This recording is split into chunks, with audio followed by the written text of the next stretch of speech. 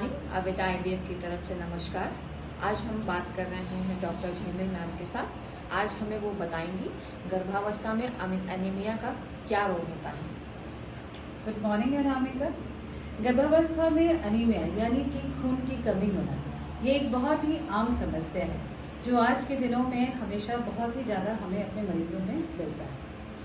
गर्भावस्था में एनीमिया तब कहते हैं जब पहले और तीसरे तिमाही में हीमोग्लोबिन का स्तर 11 ग्राम से कम हो और दूसरे तिमाही में हीमोग्लोबिन का स्तर जो है 10.5 से 10.5 से अगर कम होता है तो उसे एनीमिया कहते हैं। एनीमिया के मुख्यतः गर्भावस्था में 4 प्रकार होते हैं। पहला, गर्भावस्था में सामान्य ही एनीमिया ही होता है। दूसरा जो सबसे कॉमन है वो है आयरन की कमी से गर्भावस्था में एनीमिया का होना, फोलेट की कमी से और विटामिन B12 की डेफिशिएंसी से एनीमिया का होना। मैम, इसके क्या क्या लक्षण होते हैं, कैसे पता चलेगा कि हाँ ये कैसे हुआ है? जैसा मैंने बताया कि गर्भावस्था में सामान्यतः ही एनीमिया जो कि नॉर्मल होता है, जिसे फिजियोलॉजिकल एनीमिया कहते हैं, वो हो जाता है।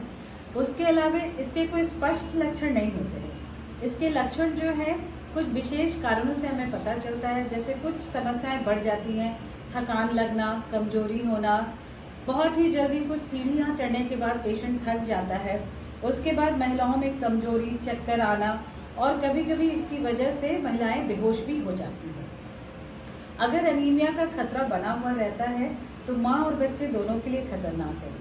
अगर माँ के देखा जाए तो माँ में समय से पूर्व डिलीवरी हो सकती है, जिसे हम प्रीटर्म डिलीवरी कहते हैं। उसके अलावा माँ में उच्च रक्तचाप का हो जाना या खून की कमी से उन्हें अत्यधिक थकान होना और सांस का भी तेज चलना होता है। उसके साथ साथ बच्चों में होता है कि अगर बच्चों का देखा जाए तो उन्हें कम खून मिलता है, जिसकी वजह से उनका विकास जो है वो कम हो जाता है, जिसे हम ग्रोथ रेस्ट्रिक्शन कहते हैं। दूसरा कि गर्भ के अंदर कभी कभी शिशु की मौत भी हो सकती है और बच्चे जन्म के साथ ही एनीमिक भी हो सकते हैं। और दूसरा, माँ और बच्चे दोनों में ही संक्रमण की संभावना हमेशा ज्यादा बनी हुई रहती है। मैम, ये किन महिलाओं में ज्यादा होने की संभावना होती है? वैसे तो इंडिया में देखा जाए तो एनीमिया बहुत ही कॉमन है, लेकिन फिर भी अगर कुछ कंडीशन है जिसमें इसके ज्यादा संभावना होती है, जैसे एक से अधिक बच्चों का एक साथ होना, जिसे ट्विन और मल्टीपल प्रेगनेंसी कहते हैं, या समय से पहले ही महिला का बहुत यंग एज में गर्भ धारण करना, या किशोरावस्था के समय में पहले से अधिक मासिक धर्म में रक्त का स्राव होना, और तीसरा हो जाता है कि उनमें प्रॉपर न्यूट्रिशन की कमी होना, जिसकी वजह से एनीमिया होती है। इसमें मैम क्या क्या प्रिकॉशन ले सकते हैं, यानी इसका उपचार क्या है? सबसे पहले तो उपचार से पहले हमें इसकी जांच करनी होगी। जांच में हम लोग नियमितः जो खून की जांच करवाते हैं उसमें देख लेना होता है कि हीमोग्लोबिन का स्तर कितना है, जिससे हमें जानकारी मिले कि किस लेवल का आपका एनीमिया है। और उसके बाद है कि इसका डिपेंड करता है उसके लेवल पर कि हमें क्या उपचार करना है। जो most common government of India से चलाया गया है कि हमें आयरन की गोली लेनी चाहिए समय समय पर, उसे लगातार लेना है, डीवर्मिंग करवाना है।